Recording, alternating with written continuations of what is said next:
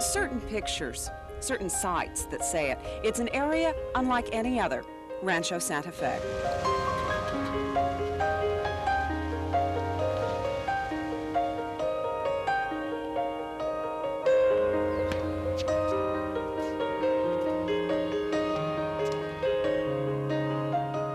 The zip code here is supposed to be the wealthiest zip code in California, shy of Beverly Hills, and one of the wealthiest zip codes in the country as well.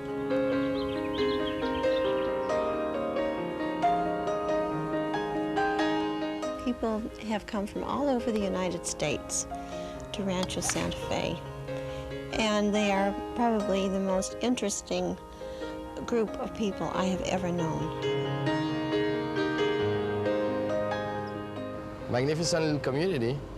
I mean, you know, it's just heaven on earth for me anyhow. It's come a long way since its days as Rancho San Dieguito. The name changed when the Santa Fe Railroad bought the land at the beginning of the century, but it's always retained the same rural flavor and is affectionately called the Ranch by those who live here. This is the village green, typical of a small community, but hardly the typical small community. A recent study shows Rancho Santa Fe to be the 8th wealthiest suburb in the nation.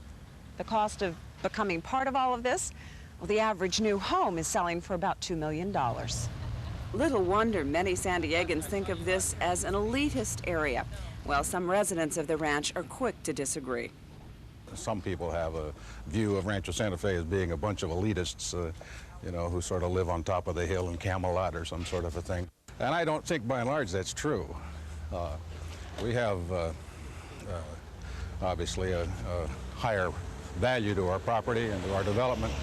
But in many cases, the people who live here came in at a point where the values were not that high. So I don't, I guess from my vantage point, I don't see the elitism.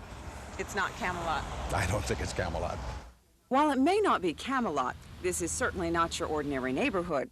Why, even VWs or limos in the ranch. You're likely to see just about anything and can always expect the best, right down to the groceries. We're considered a carriage trade market, which means we buy nothing but the best stuff. We don't worry about the price, we just want the finest quality. Peggy O'Driscoll has lived here all her life and has a lot of memories of celebrities living in the ranch, Bing Crosby for one. He came up and used our piano before theirs came, you know, so, and he was just another person. Peggy's had close encounters with some of today's celebrities as well. I swear that I almost had Tom Selleck for a hood ornament one day.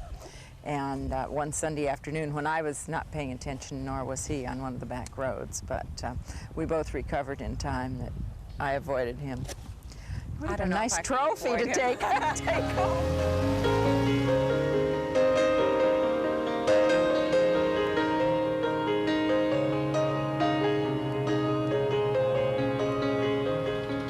It's the kind of life most of us will never know, and most of those here worked very hard to get. But it's nice to take a peek at, nice to see there's a little of the ranch life left, even at the most prestigious address in the county.